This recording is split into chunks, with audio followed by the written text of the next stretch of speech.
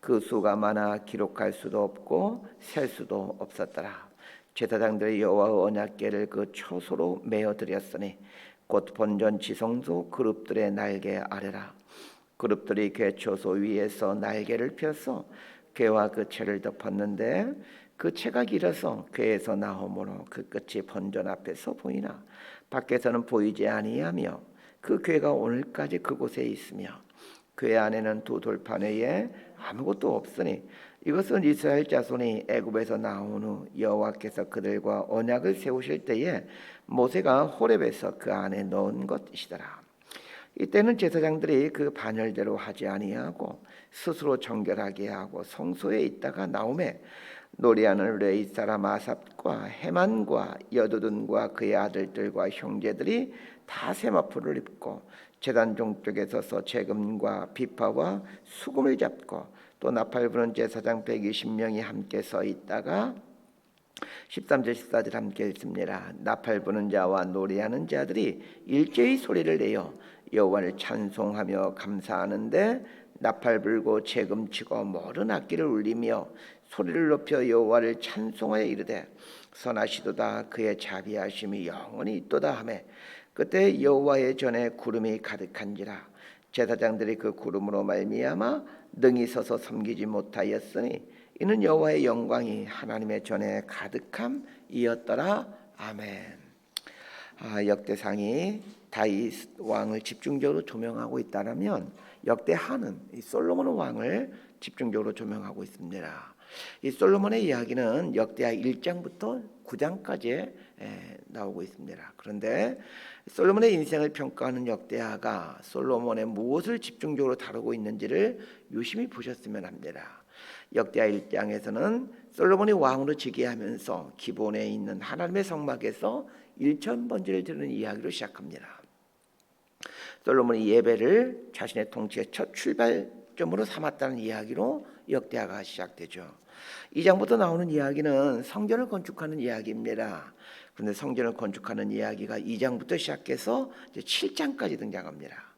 1장부터 9장까지가 솔로몬에 대한 이야기인데 1장은 솔로몬의 예배에 대한 이야기고 2장부터 7장은 솔로몬이 성전을 지어가는 이야기입니다. 역사상 가장 지혜롭고 부귀영화를 누리며 살았다라는 솔로몬 왕이 40년 동안 이스라엘을 치리하죠. 얼마나 많은 업적들을 이루었겠습니까? 그러나 역대 기자가 다루고 있는 솔로몬의 이 일생을 잘 보시길 바랍니다. 숱한 솔로몬의 업적들에 대해서는 거의 얘기하지 않고 오직 솔로몬의 예배와 솔로몬의 성전 건축을 다루고 있다라는 것입니다. 이것은 우리가 어디에 인생의 목표와 초점을 맞추고 살아야 될지를 알려줍니다. 우리는 많은 업적을 이루려고 합니다. 특히 남자분들은 많은 일을 이루어가는 것을 인생의 큰 의미로 삼습니다. 그러나 잘 생각해 보십시다. 우리가 이 땅에서 이루어가는 일들이란 게 몇 년만 지나면 흔적도 없이 다 사라질 일들입니다.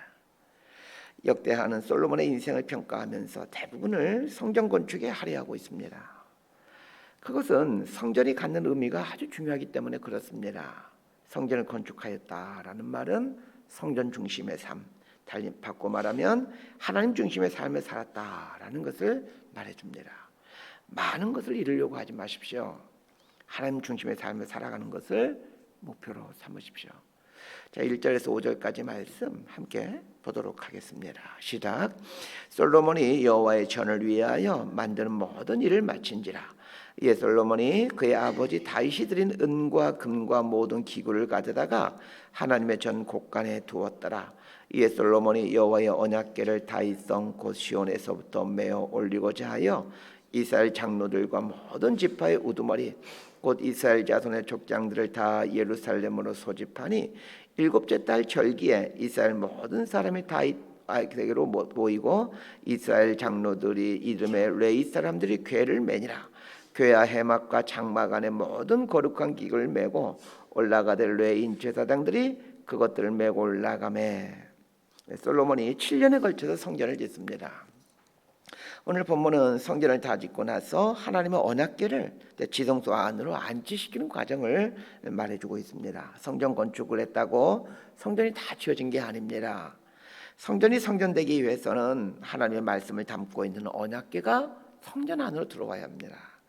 언약궤가 들어오지 않는 성전은 그냥 건물에 불과하죠.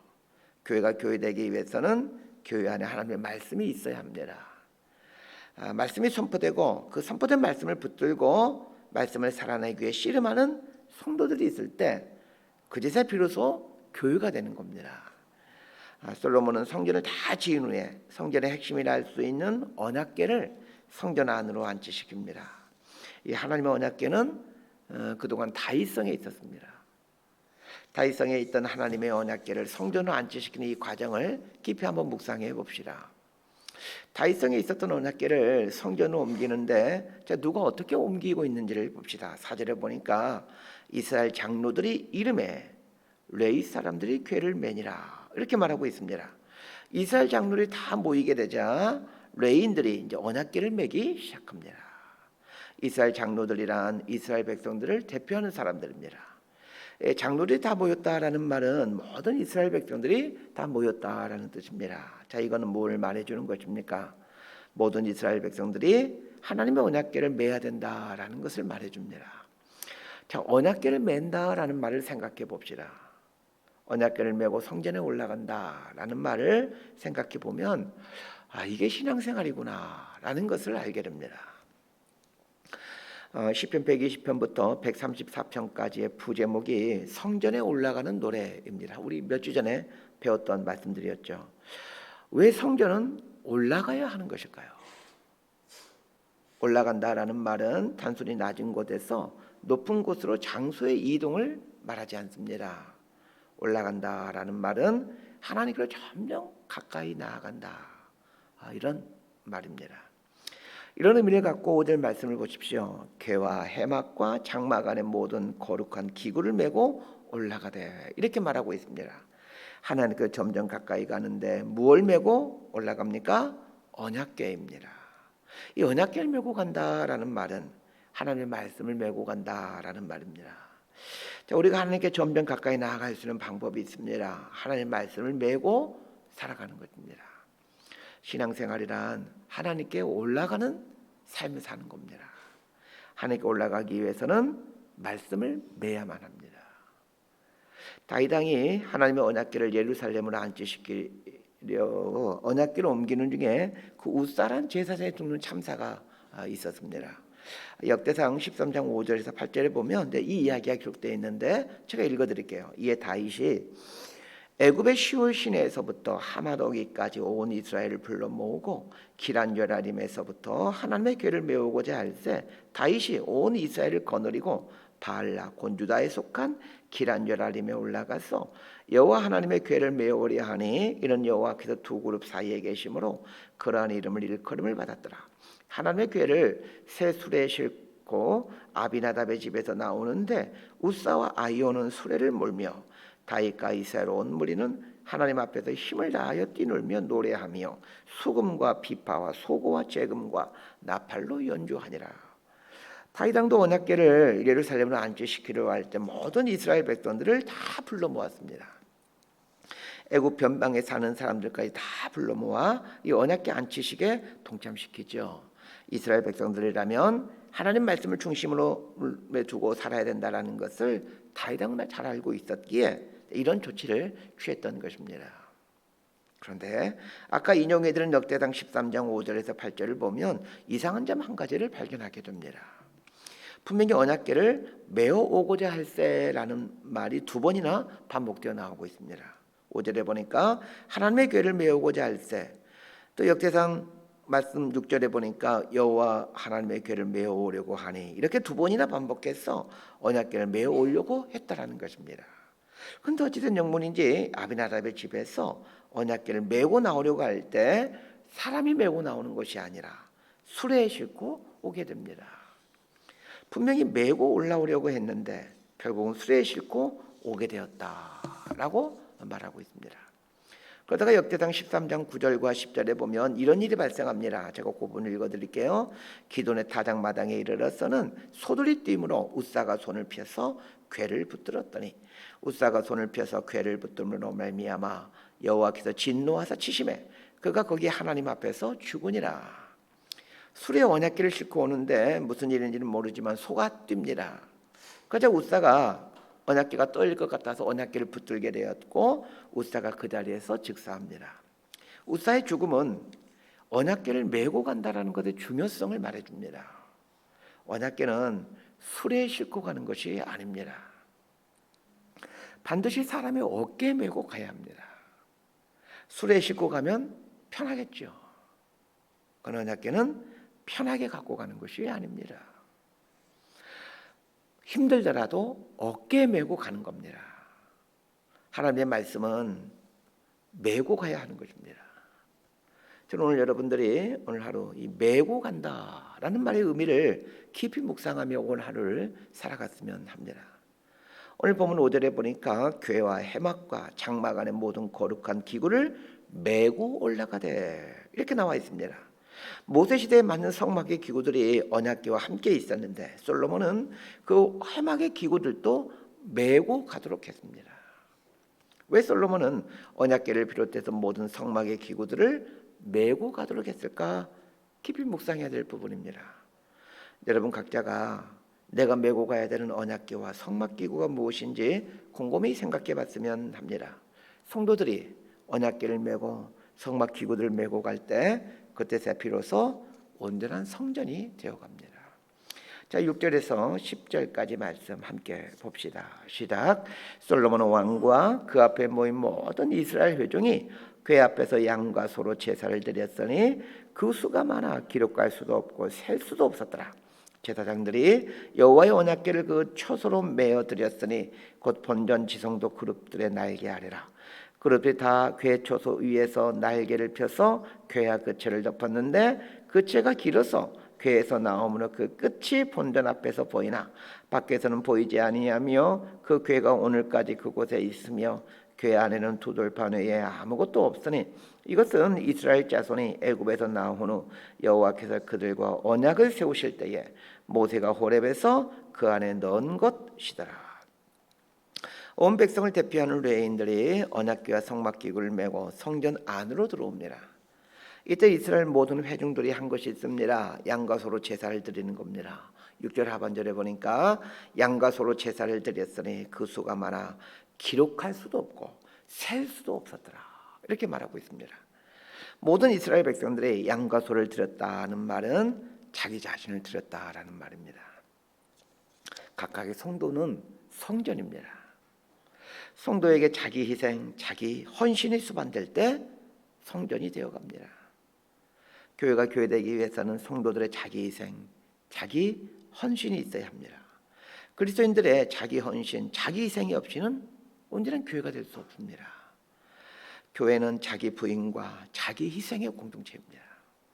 자기 부인과 자기 희생을 통해 교회가 견고하게 세워져 가는 반면에 자기를 드러내려고 하는 사람들이 많을수록 교회 공동체는 교회로서의 능력을 상실해 버립니다.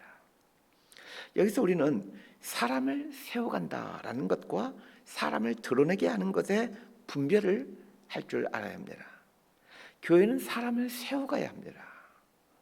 그러나 사람을 드러내게 해서는 안 됩니다. 사람들을 드러내게 하면 처음에는 사람들이 자기를 드러내줬기 때문에 열심을 갖고 공동체를 세워가는 것처럼 보입니다. 사람들은 자꾸 자기를 드러내게 해주면 열심을 내게끔 되어 있습니다. 그러나 그 결과가 끝이 좋지 않습니다. 사람을 세워간다라는 것은 사람을 드러내게 한다는 말이 아닙니다.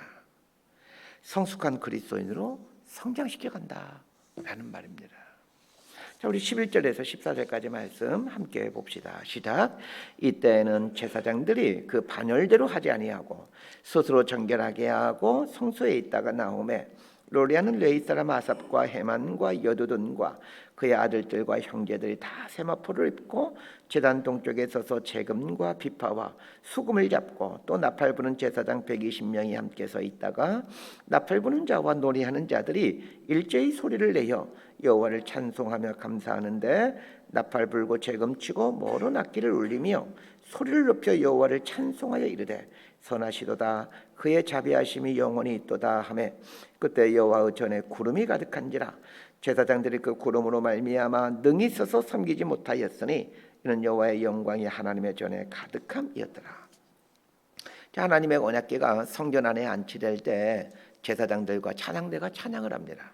그런데 11절에 보니까 이때는 제사장들이 그 반열대로 하지 아니하고 이렇게 말하고 있습니다. 원래 제사장들은 24반열로 나누어 일을 하게끔 되어 있습니다.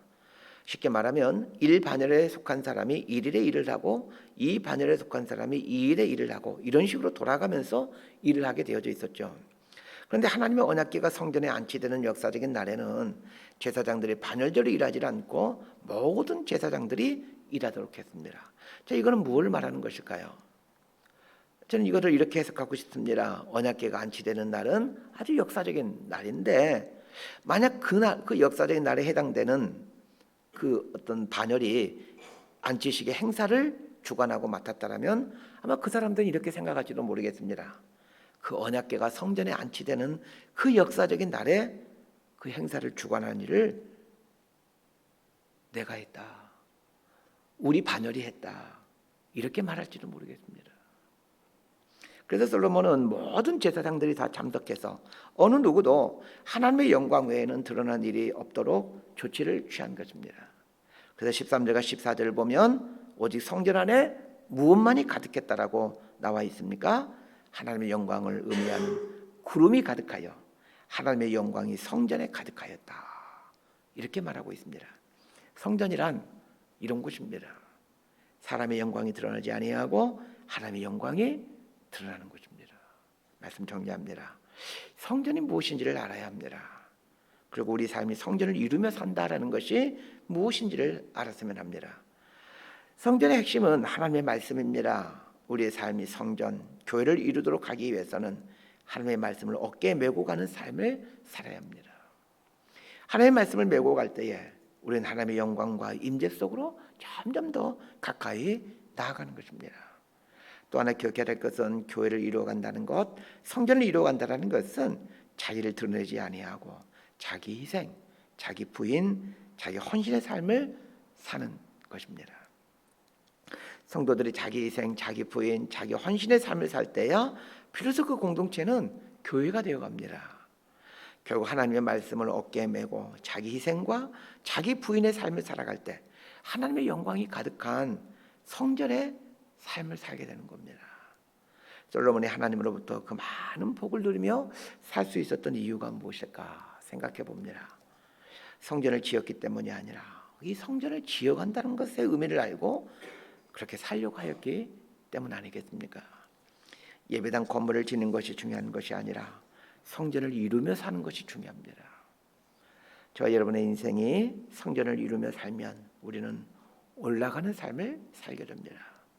하나님이 주시고자 하는 그 하나님의 영광, 또 하나님이 주시고자 하시는 복, 하나님이 주시고자 하는 은총의 자리로 올라가는 삶을 살게 됩니다. 저와 여러분의 삶이 이런 복된 삶을 살 수 있게 되기를 진심으로 소망하고 축복합니다. 기도하겠습니다. 하나님 아버지, 성전의 핵심이 언약궤, 이 말씀이라는 것을 알게 됩니다. 성전을 이루어가는 삶의 핵심이 언약궤, 이 말씀을 어깨에 메고 말씀을 이루어가는 삶이라는 것을 오늘 말씀을 통해 배워갑니다.